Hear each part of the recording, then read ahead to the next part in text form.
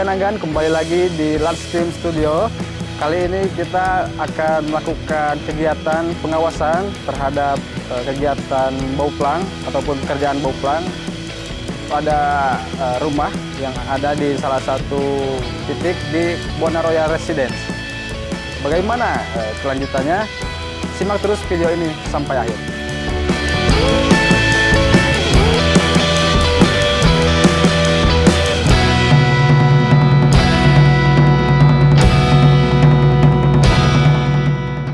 Oke agan-agan, kali ini di belakang kita ada Kang Pawas yang akan kita tanya-tanya lebih lanjut. Kang Pawas, bagaimana sih yang akan dilakukan saat ini? Yang sedang dilakukan saat ini pekerjaan boplang dan boplang sudah jadi, sudah ditarik garis. Dan yang selanjutnya adalah penggalian fondasi batu kali dan juga footplate. Itu yang pekerjaan utama. Nanti yang selanjutnya ada pekerjaan yang lainnya. Oke. Nah, untuk pekerjaan bauplang atau pekerjaan penggalian ini apa saja sih kendala yang mungkin bisa terjadi di sini? Kalau misalkan buat kendala itu nggak terlalu signifikan. Yang pertama paling utama adalah cuaca. Cuaca kalau misalkan ada pekerjaan sedang berjalan tetapi ada cuaca buruk, misalkan sedang hujan, nanti ada pending pekerjaannya itu gara-gara ada hujan. Dan nanti kalau misalkan udah hujan dilanjut lagi. Nah, yang kedua paling kalau misalkan di dalam tanahnya itu ada batu-batu besar, tapi bisa diminimalisir oleh alat berat ya. Itu aja sih. Baik. Untuk saat ini mungkin titik-titik yang belum dipasang itu berapa banyak ya? Kalau misalkan totalnya itu, kalau bisa dilihat dari gambar 1, 2, 3, 4, 5, paling ada 15 atau sampai 20 titik. 20 sampai 20. Ya, yang pertama itu sedang ada galian fondasi dulu. Nanti kalau misalkan seharian ini diselesaikan dulu fondasi galiannya. Nah, yang besok-besoknya ada pemasangan batu kali, pemasangan footplate juga. Yang diutamakan untuk hari ini pekerjaan galian saja. Galian saja difokuskan. Nah, itu aja. Untuk kali ini mungkin kegiatan kita tuh bisa dikatakan sebagai pengawasan, tidak sih? Ya, jadi kami di sini dari tim Landstream mengutamakan pengawasannya saja. Karena dari pihak KAI-nya sendiri dari kita hanya memesan perencanaan. Gitu. Jadi dari kita perencanaan sama pengawasan saja. Terus teknisnya itu dari KAI-nya sendiri punya tim gitu, dari developer, dieksekusinya oleh tim dari developer sendiri. Gitu. Baik, kira-kira berapa lama waktu yang dibutuhkan untuk kerjaan galian ini sendiri, Kang Pawas? Kalau misalkan untuk galian dari pertama pagi-pagi ditargetkan seharian harus sudah beres. Untuk galian. Yang selanjutnya besok-besoknya lagi ada pemasangan batu kali sama fondasi batu footplate. Gitu. Jadi targetkan seharian saja. Hari ini harus sudah beres. Baik, untuk kali ini bisa dilihat ada beberapa persen ya mungkin progres yang sudah ini kalau misalkan dari pekerjaan galian udah ada 50%-an lah. Kira-kira 50%-an ya? 50%-an. Ini karena kalau misalkan dari total progresnya paling 5%-an lah gitu. Karena kan rumah ini perencanaannya 2 lantai, lumayan besar. Dari ukurannya 17 meter sampai 17 ke 16 meter. Itu. Jadi lumayan luas lah gitu bagi rumah pribadi.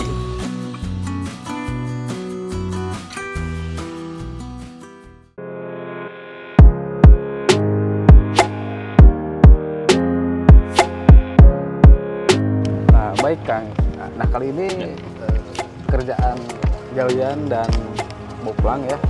Nah, kira-kira apa sih kegiatan yang harus diperhatikan dalam pekerjaan galian maupun bauplang ini sebagai pengawas?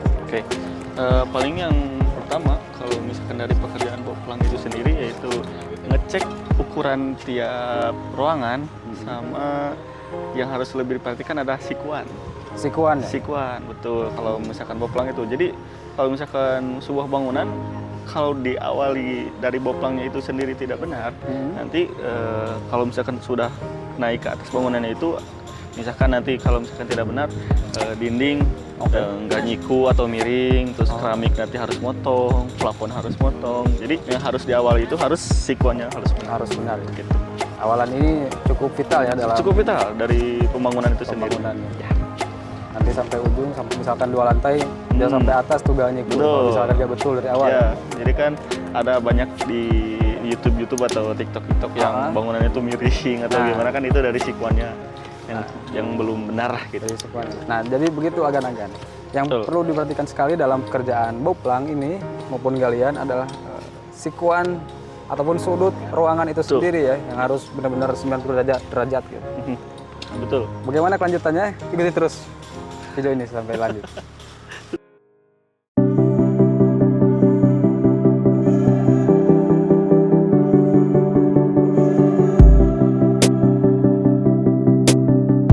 Oke, agan-agan sambil berjalan kita akan lihat bagaimana fondasi footplate itu dibuat ya. Betul. Ke arah sana. Ke arah sini ya, Kang. Awas benang. Oke, awas benang ya, hati-hati. Nah, untuk kedalaman fondasi ini kira-kira berapa meter nih, Bang? Oke, kalau misalkan buat fondasi footplate dari perencanaan dari 0 lantai itu 1,95 meter. 1,95 meter. Ya. Kenapa harus 1,95 meter? Karena kebetulan bangunnya rumahnya 2 lantai. Jadi harus proper ya dari kedalaman fondasi itu sendiri, karena beban yang diemban cukup berat gitu. Jadi kedalaman footplate menentukan si rumah itu aman atau enggak. Fondasi pertama. Terus yang ke belakang ini ada fondasi batu kali. Kalau misalkan fondasi batu kali ini cukup standar, kedalamannya dari 0 lantai itu 1,5 meter sampai 1,20 meter lah gitu. Untuk fondasi batu kali. Jadi nanti pemasangannya itu digali sekelilingnya sampai belakang, terus depan sekelilingnya aja. Terus nanti ada penggalian buat kolam renang. Kolam renang ya? Jadi si kliennya itu ada request pembuatan kolam renang. Kolam renang gitu. ya? Nah, dari galian ini saya lihat-lihat ada genangan air sedikit ya, Pak? Ya. Kalau misalkan untuk ukuran penampang dari footplate itu sendiri berapa ya buat biasanya, kan? Ukuran footplate ya? Ya, kalau misalkan sudah jadinya itu 80 ke 80. 80 ke 80 ya? Ya, kalau misalkan si tulangannya udah dicor 80-80. Nah, biasanya tampang footplate itu pakai besi ya, Kang? Ya, ukurannya besi. berapa ya? Kalau misalkan besi itu apa namanya? Diameter ya? tulangan itu pakai 12 semua. 12. Ya. Untuk pembangunan maksimal 2 lantai pakai diameter 12 polos. Ya? Untuk tulangan polos. Ya, tulangan polos. Kalau misalkan 3 lantai atau lebih biasanya pakai uril. Ya, itu. Terus ini kenapa ada genangan air? Jadi si tanah ini sebelumnya sawah lalu diuruk, diratakan. Jadi ketika digali lagi ada genangan air. Gitu. Nanti kita sedot lagi airnya keluar. Kalau misalkan ada pekerjaan pengecoran. Oke. Berarti airnya ini harus dikuras dulu harus atau dikuras gimana dulu? Ya? Ya, harus dikuras dulu karena takut ada terjadinya korosi di dalam beton tersebut. Terhadap beton ya. Nanti jadi, si tulangannya bisa berpengaruh gitu ya? Atau gimana ya? Nanti bisa mengurangi kekuatan fondasi itu sendiri. Gitu. Oke, Kang. Ya. Kalau gitu berarti bisa dikatakan ini bangunannya kurang lebih insya Allah aman ya untuk kedalaman 1,95 meter ini di atas tanah yang bekas dulunya sawah. Ya, betul. Memakai tulangan diameter 12 mili untuk tulangan polosnya. Betul. Oke. Karena buat substruktur itu saja pekerjaannya. Itu saja. Dari sloop, fondasi, sama footplate. Itu nanti ada pembangunan, pembuatan kolom, terus ke atasnya balok lagi, plat lantai 2 ke atasnya gitu. Nah, buat tiang kolomnya sendiri itu ukurannya lumayan besar. Ya, terus baloknya juga. Jadi kita benar-benar mempersiapkan perencanaan ini dengan sematang-matangnya guna menyiapkan keamanan dan kenyamanan bagi konsumen kita sendiri. Gitu. Nah mungkin ada yang bertanya-tanya nih, agan-agan katanya kok pakai alat berat gitu, apa pakai cangkul itu Ya. nggak bisa gitu? Sebenarnya bisa pakai alat, pakai manual juga dikarenakan kliennya itu butuh progres cepat. Jadi dari pihak kliennya menyiapkan alat berat supaya lebih menyingkat waktu. Oke. Gitu. Perlu efisiensi waktu ya di sini. Ya? Efisien waktu. Karena berpengaruh juga ke dalam progres nantinya. Dalam progres pekerjaan bisa berpengaruh juga ya. Iya. Pekerjaan lebih cepat berarti Lebih bagus. Lebih bagus. Iya, betul. Oke. Nah itulah agan-agan pertanyaan yang bisa saya ajukan. Nah itu kesimpulannya, jadi kalau bikin bangunan itu memang harus pakai perencanaan dengan detail gitu, Betul. secara matang. Karena kalau asal-asalan hasilnya juga asal-asalan juga gitu. Ya. Ikuti terus video ini lebih lanjut. Let's go.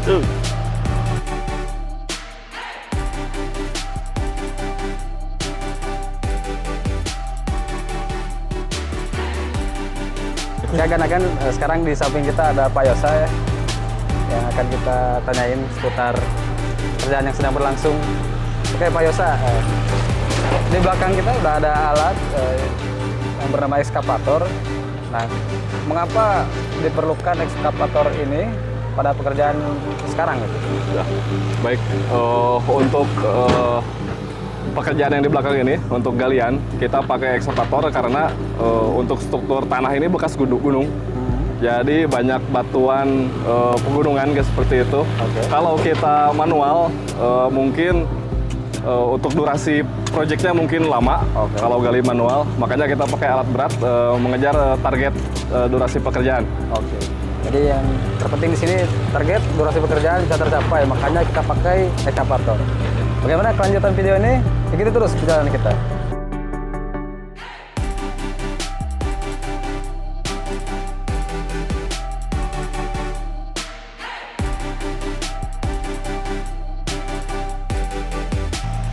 Oke agan-agan, nah, itulah sedikit dari kegiatan kita untuk saat ini. Jadi kita itu saat ini sedang melakukan kerjaan sebagai pengawas dan perencana gitu. Karena untuk pelaksananya dilaksanakan oleh developer di Buana Royal ini. Nah, jadi kesimpulannya untuk setiap kerjaan rumah ataupun bangunan yang lainnya memang diperlukan perencanaan yang matang ya, sehingga untuk hasil dari yang kita rencanakan itu membuat kita merasa aman gitu ketika harus meninggalkan ataupun ketika harus menempati bangunan tersebut. Nah, untuk perencanaan bangunan ini memang cukup vital ya, terutama pada pekerjaan struktur. Nah, untuk yang sedang kita kerjakan ini sebetulnya ada kaitannya langsung sama pekerjaan tanah dan pekerjaan struktur gitu, yang menentukan bagaimana kekuatan struktur itu sendiri nantinya. Nah, untuk agan-agan yang ingin membangun rumah atau renovasi rumah bisa hubungi kita di nomor yang di bawah ini. Dan untuk agan-agan yang dari sekitar kota Tasikmalaya maupun Banjar, Ciamis, Pangandaran bisa juga datang ke kantor kita secara langsung yang ada di alamat di bawah ini. Kemudian untuk agan-agan yang ingin melihat portofolio pekerjaan yang kita sudah lakukan bisa dicek di media sosial yang ada di bawah ini. Oke, agan-agan, terima kasih atas pelatihannya. Terima kasih juga telah ikut video ini sampai akhir. Wabillahi taufiq wal hidayah. Assalamualaikum warahmatullahi wabarakatuh.